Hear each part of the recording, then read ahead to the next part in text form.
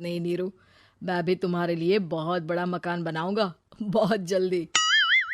नीरू के पिता जहां पंजाब के जाने माने व्यापारी थे, वहीं उसका पति राहुल दिल्ली में एक सिंपल नौकरी करता था। माँ, यहाँ तो घी मक्खन इतना महंगा है कि क्या बताऊं। मैं तो तरस ही जाती हूँ घी खाने के लिए। नीरू की माँ को ये सुनकर बहुत दुख होता है। मेरी बेटी को घी नसीब नहीं हो रहा है और ये बहू यहाँ बैठकर घी में शक्कर डाल रही है। देख वनिता, मैं साफ कह रही हूँ, इस घर में जितना घी आएगा उतना ही मेरी बेटी के घर दिल्ली भी जाएगा। अरे, ये क्या बात होती माँ जी? बेटी का उतना ही करो जो अच्छा लगे। अब क्या मायके से घी और मक्खन तक की सप्लाई करोगी आप? हाँ, मेरी बेटी किसी चीज को तरसे, मुझसे बर्दाश्त नहीं होता। अब क्या था, नीरू के मायके में 2 किलो घी आता तो 2 किलो दिल्ली जाता नीरू के पास। एक दिन, माँ, बड़ी गर्मी पड़ती है दिल्ली में। इस घर में तो एक ही एसी है और वो भी ड्राइंग रूम में। सारा परिवार एक ही कमरे में सोता है। हाँ बेटा, वो तो हर घर की कहानी है। यहाँ भी एक ही एसी है। अरे बिल इतना आता है कि क्या बोलूं। तभी वहां राकेश आ जाता है। माँ, थोड़ी देर में यहाँ कुछ प्लम्बर आएंगे मेरे कमरे में एसी लगाने। जरा ध्यान से लगवा देना ना माँ। ओए, ऐसे कैसे तेरे कमरे में एसी लगेगा? हाँ हाँ राकेश, एक बार बात तो कर लेता। अरे पापा, वो वनिता को गर्मी में नींद नहीं आती। ड्राइंग रूम में सबके साथ सोने में वो अनकंफर्टेबल है, इसलिए। अरे पूरे परिवार के साथ वहां तेरी बहन नीरू भी तो सोती है। वो नहीं हो रही क्या अनकंफर्टेबल? समझ रहा है ना?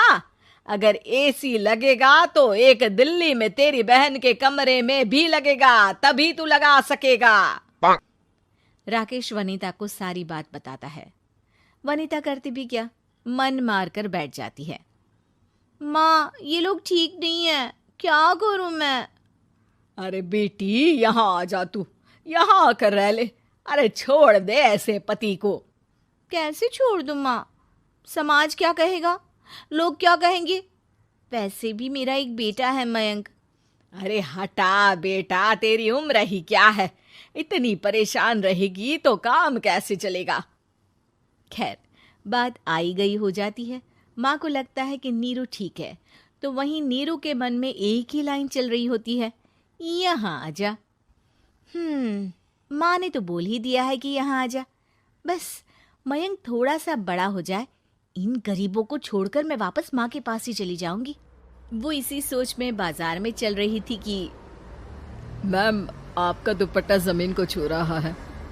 नीरू जैसे ही उस लड़की की तरफ देखती है, देखती ही रह जाती है। हाय रे, कितना सुंदर लड़का है ये। अब क्या हुआ? मैंने कहा आपका दुपट्टा। तो खुद ही उठाकर दे दो ना। लड़का समझ जाता है कि नीरू उस पर फिदा हो चुकी है। वो उससे उसका नंबर लेकर चला जाता है। अब क्या था, नीरू और रोहित में लगातार बातें होने लगती है।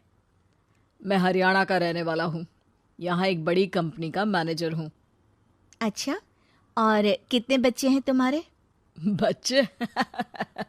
अरे मेरी तो शादी भी नहीं हुई है। तुम बताओ, शादी करोगी? नीरू शर्मा जाती है। अब लेकिन मैं तो पहले से ही शादीशुदा हूँ। मुझे फर्क नहीं पड़ता, बस तुम शादी कर लो, भाग चलते हैं। बहुत पैसे वाला हूं मैं, हमेशा खुश रखूंगा तुम्हें। नीरू रोहित से मिलकर सारा प्लान बना लेती है और फिर एक दिन घर से भाग जाती है। दोनों शादी कर लेते हैं। शादी के बाद, क्या बात है नीरू, तुम्हें परेशान सा देखता हूँ, सब ठीक तो है ना? हाँ हाँ, सब ठीक है।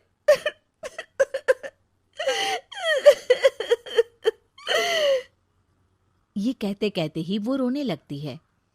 अरे क्या हो गया, रो क्यों रही हो?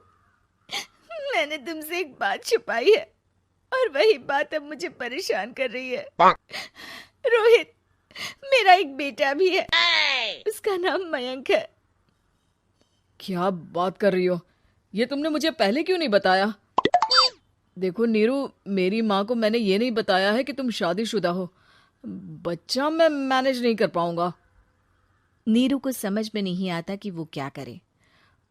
तुम उस बच्चे को अपनी माँ को क्यों नहीं दे देती? नीरू चुपके से माँ को फोन करती है। माँ, क्या मयंक को तुम रख सकती हो? बेटा, मैं राकेश के साथ बात करती हूँ। आखिर घर का बेटा वही है, जो वो बोलेगा। वैसे भी बेटा, तूने जो किया है ना, उसके बाद से पूरा घर तेरी बुराई कर रहा है। मैं भी अब किसी से तेरे लिए लड़ नहीं सकती।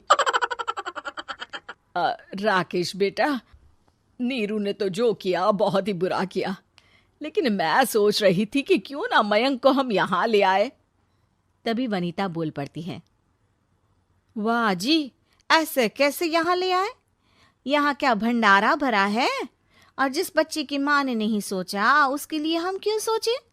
नीरू को एक बार तो अपने बच्चे के बारे में सोचना चाहिए था ना। अरे लेकिन तेरे पास भी तो लड़का नहीं है ना वनीता। माँ, वनीता ठीक बोल रही है।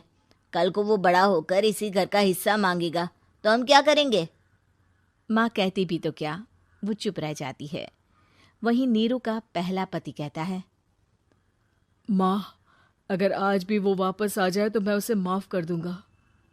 बेटा, गरीबी चीज ही ऐसी है, क्या करेगा।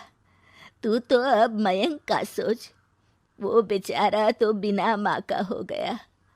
मयंक के खातिर तू दूसरी शादी कर ले बेटा। लोगों के लाख समझाने के बाद नीरू के पहले पति की शादी रिद्धि से हो जाती है, जिसके पहले पति से 2 बच्चे होते हैं। देखो जी, मैंने शादी सिर्फ बच्चे के खातिर की है। मैंने भी शादी सिर्फ बच्चों के खातिर की है। वहीं नीरू के दूसरे पति के मन में ये बात घर कर जाती है कि नीरू एक मासूम बच्चे को उसके खातिर छोड़ कर आई है। अब देखो नीरू, मुझे लगता है कि जो औरत अपनी कोख का बच्चा छोड़ सकती है, वो तो कुछ भी कर सकती है। कल को तुम्हें मुझसे अच्छा कोई मिल गया तो तुम तो मुझे भी बाय बाय कर दोगी ना। नीरू को अब उसका दूसरा पति ताने देना शुरू कर देता है। तंग आकर नीरू उसके यहाँ से भागकर अपने पहले पति के पास चली जाती है, लेकिन ससुराल में क्या लेने आई है नीरू, मयंक को? नहीं नहीं सासू माँ, मुझसे गलती